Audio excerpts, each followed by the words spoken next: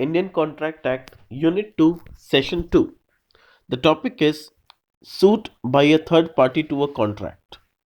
यानी यहाँ पर हम लोग देखेंगे कि जो पार्टी कॉन्ट्रैक्ट का पार्टी नहीं है, सपोज ए और बी के बीच में कॉन्ट्रैक्ट हुआ है and she is not a party to the contract, तो इस ए और बी के कॉन्ट्रैक्ट के बीच में क्या सी का कोई हक बनता है स्यू करने का या नहीं। Though under the Indian Contract Act 1872, the consideration for an agreement may proceed from a third party, the third party cannot sue on a contract. Only a person who is party to a contract can sue on it. अब यहाँ बोल रहा है कि Indian contract act के accordingly consideration mister B या mister B के behalf में कोई और थर्ड पार्टी भी दे सकता है। ये हम लोग लास्ट सेशन में भी पढ़े थे।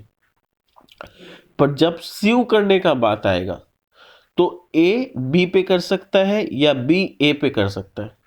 सी ना बी पे कर सकता है ना ए पे कर सकता है, because she was not the party to the contract. ठीक है, thus the concept of stranger to consideration is valid, यानी एक स्ट्रेंजर कंसिडरेशन दे सकता है, ये वैलिड है, and is different from stranger to a contract. पर एक स्ट्रेंजर आके चाहे कि मैं इस कॉन्ट्रैक्ट का हिस्सा बन जाऊं, that is not allowed. Example, P who is indebted to Q, यानी Q कुछ रुपया P से पाता था, sells his property to R, P ने अपना कुछ प्रॉपर्टी R को बेच दिया और R से कहा कि मेरा प्रॉपर्टी का जो वैल्यू है, जो रुपया है, तुम जाके Q को दे देना। R promises to pay off the debt amount to Q, और R ने P को कहा ठीक है मैं वो पैसा Q को दे दूंगा। If R fails to pay, और मान लो R अगर नहीं दिया, R fails to pay, then in such situation Q has no right to sue। तो अगर R Q को पैसा नहीं देता है तो Q के पास पावर है कि वो P के ऊपर केस करेगा। R के ऊपर केस करने का कोई राइट नहीं है Q को। क्यों? क्योंकि Q और R का तो आपस में कोई बात नहीं हुआ है, बात हुआ है P और R का। P ने अपना प्रॉपर्टी R को बेचा, P ने R को कहा कि भैया तुम Q को दे देना रुपया, तो ये P और R के आपस के बीच का बात है। Q से कोई बात नहीं हुआ है, Q के साथ कोई एग्रीमेंट नहीं हुआ, तो Q को अगर केस करना होगा तो वो P के ऊपर करेगा, वो R के ऊपर नहीं कर सकता। ठीक है, the aforesaid rule that stranger to a contract can not sue is known as doctrine of privity of contract.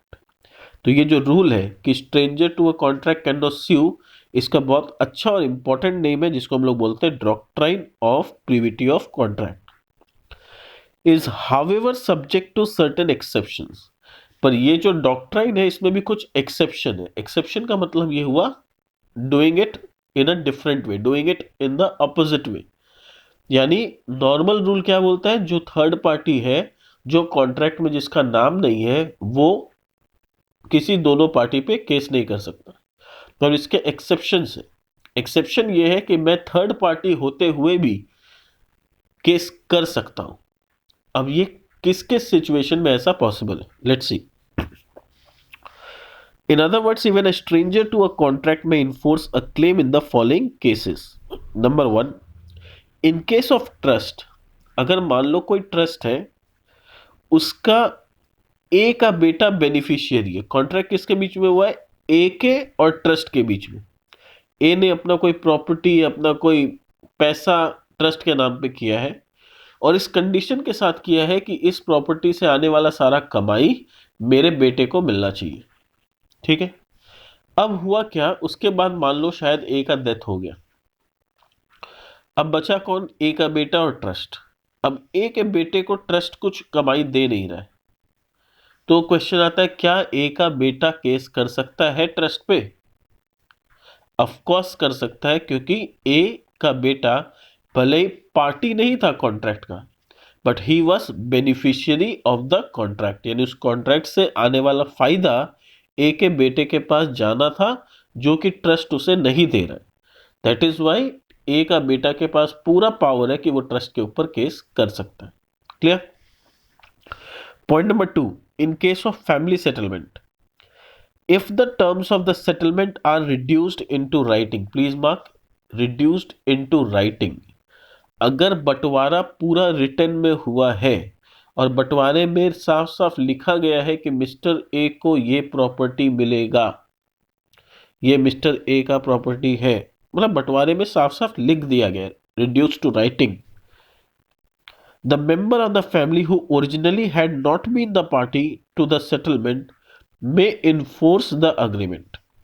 तो अब जब लिखा गया है सब कुछ और मेंबर ऑफ द फैमिली, जो मेंबर फैमिली का मेंबर जो ओरिजिनली जब वो प्रॉपर्टी बना था या खरीदा गया था तब उसने कुछ भी कंट्रीब्यूट नहीं किया था, उसके परस से एक पैसा भी नहीं लगा था, तो उस प्रॉपर्टी में उसका उस समय तक कोई हक नहीं था जब तक रिटर्न में नहीं आ गया था चीज। अब जब रिटर्न में आ गया है, ठीक है, तो अब वो अपना हक जता सकता है कि देखिए विल में या इस रिटर्न अग्रीमेंट में मेरे नाम पे ये प्रॉपर्टी है तो ये मेरा है, मुझे चाहिए। ठीक है, तो वही बोल रहा है the member of the family who originally had not been the parties to the settlement may enforce the same, यानी वो इन्फोर्स कर सकता है इस अग्रीमेंट को। Point number 3, in the case of certain marriage contract, कुछ कुछ मैरिज का कॉन्ट्रैक्ट भी ऐसा होता है जहां पर कि बेटी, जब मान लो कि बंटवारा हो रहा है प्रॉपर्टी का और उस बंटवारे में सारा प्रॉपर्टी बेटों के नाम पे किया जा रहा, बेटे हकदार होते हैं, जैसे एचयूएफ है, उसके मेंबर्स कौन होते हैं, male members are the members of the HUF. तो जब बंटवारा होगा एचयूएफ का तो किसके हिस्से में जाएगा, सारे मेल मेंबर्स के हिस्से में।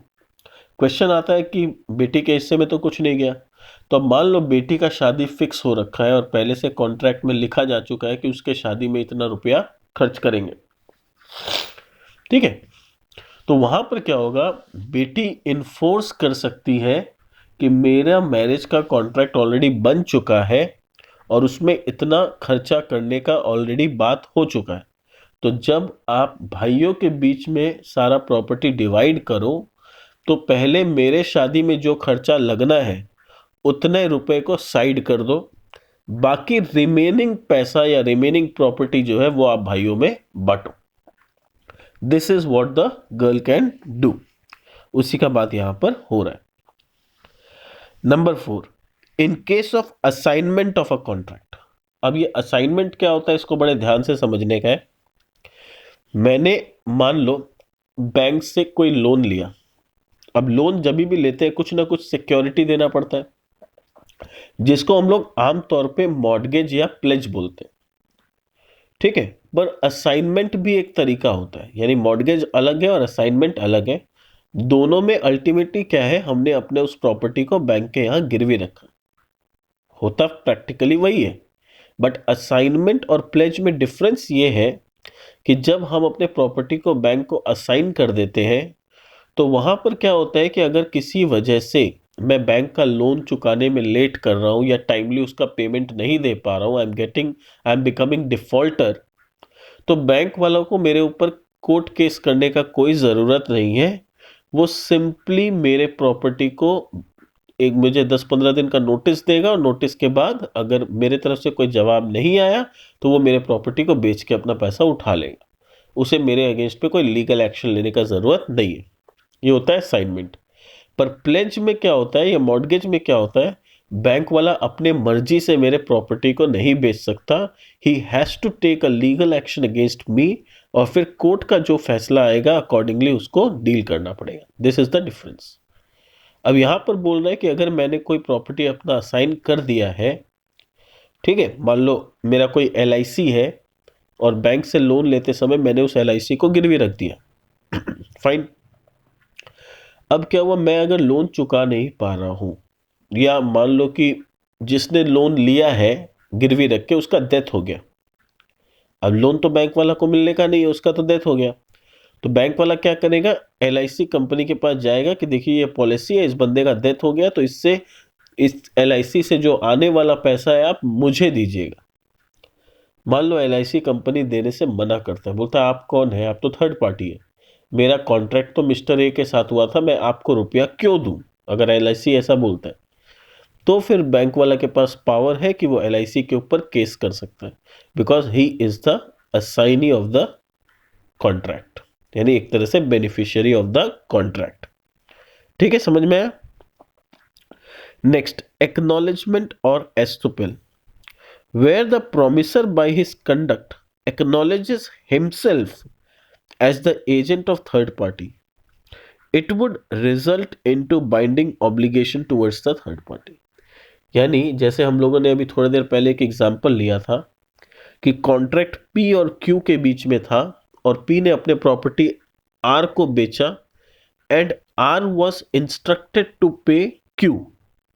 ठीक है, पर क्यू आर के ऊपर केस नहीं कर सकता क्योंकि क्यू और आर के बीच में कोई बात नहीं हुआ, राइट।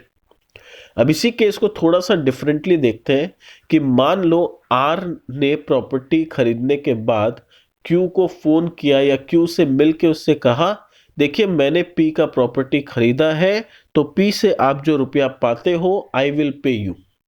यानी आर और क्यू के बीच में बात हो गया और आर ने क्यू को प्रॉमिस कर दिया।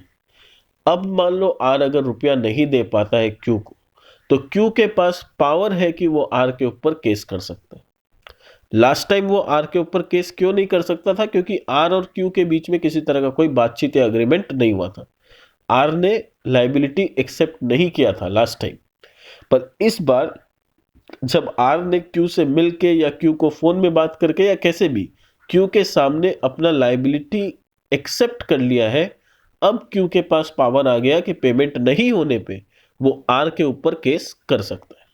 ठीक है, दिस इज एक्नॉलेजमेंट और estoppel. Next is point number 6, in case of covenant running with the land. Covenant running with the land यानी जमीन के साथ कुछ obligations. The person who purchases land with notice that the owner of the land is bound by certain duties affecting the land. The covenant affecting the land may be enforced by the successor of the seller. Again एक example से समझते हैं। ए ने अपना कोई जमीन B को बेचा। बी जब वो जमीन खरीद रहा था तो बी को ऑलरेडी नोटिस दे दिया गया था कि देखो अगर आप ये जमीन खरीदोगे तो इस जमीन से रिलेटेड कुछ टर्म्स एंड कंडीशंस है या कुछ लाइबिलिटीज है जो आपको एक्नॉलेज यानी अपने माथे पे लेना पड़ेगा। बी को पहले इस बात का नोटिस दे दिया गया। फिर ये नोटिस देखते हुए भी बी ने उस जमीन को खरीदा। तो अगर बी ने उस जमीन को खरीदना एक्सेप्ट किया यानी इस जमीन से रिलेटेड अगर कोई लाइबिलिटी है या कोई ऑब्लिगेशन है, बी ने उसको भी एक्सेप्ट किया। उसके बाद अगर बी पेमेंट नहीं कर रहा है, वो लाइबिलिटी नहीं चुका रहा है, ठीक है, तो क्या होगा? जो ए है या ए के सक्सेसर्स हैं, जो सेलर है, वो बी के ऊपर केस कर सकते हैं और बी को मजबूर कर सकते हैं कि तुमने खरीदते समय एक्सेप्ट किया था कि ये सब लाइबिलिटीज मैं भरूंगा, अब तुम्हें ये लाइबिलिटीज भरना पड़ेगा, इन ऑब्लिगेशंस को निभाना पड़ेगा, you can not back out. Point number 7, contracts entered into through an agent. मान लो ए ने बी को कोई अपना सामान बेचा, प्रॉपर्टी बेचा, कुछ भी बेचा, कॉन्ट्रैक्ट किया बी के साथ, बट थ्रू हिज एजेंट सी। ए का एजेंट है सी और ए ने सी के जरिए बी को कोई सामान बेचा। ठीक है, अब क्या हुआ? उसके बाद बी ने कोई ऐसा काम किया कि वो कॉन्ट्रैक्ट को तोड़ रहा है या कॉन्ट्रैक्ट को ब्रीच कर रहा है, कॉन्ट्रैक्ट के टर्म्स को फुलफिल नहीं कर रहा है। ठीक है, तो ए ऑब्वियसली बी के ऊपर केस करेगा। क्वेश्चन आता है अगर बी पलट के ये बोलता है कॉन्ट्रैक्ट तो मेरा सी के साथ हुआ है, तुम कौन होते हो केस करने वाले?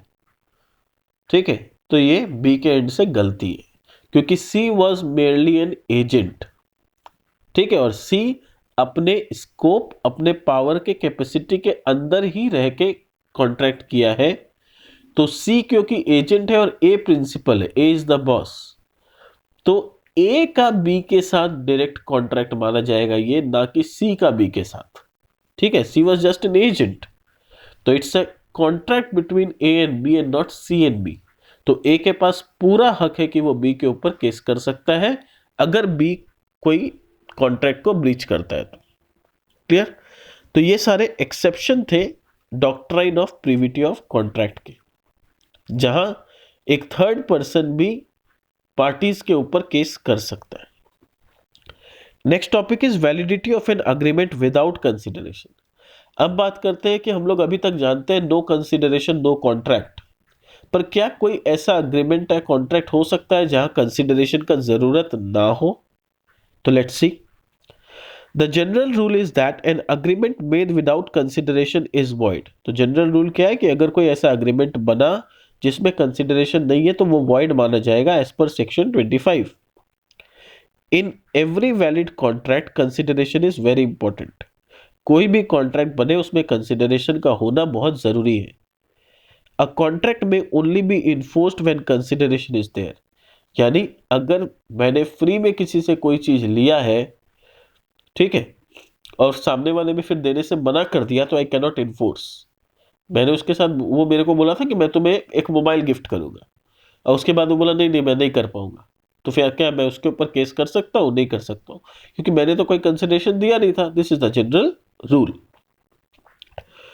However, the Indian Contract Act contains certain exception to the rule. पर इंडियन कॉन्ट्रैक्ट एक्ट में इसका भी कुछ एक्सेप्शन है, जहां पर कि आप भले ही आप कुछ नहीं दे रहे हो, पर आप लेने के लिए सामने वाले के ऊपर केस कर सकते हो।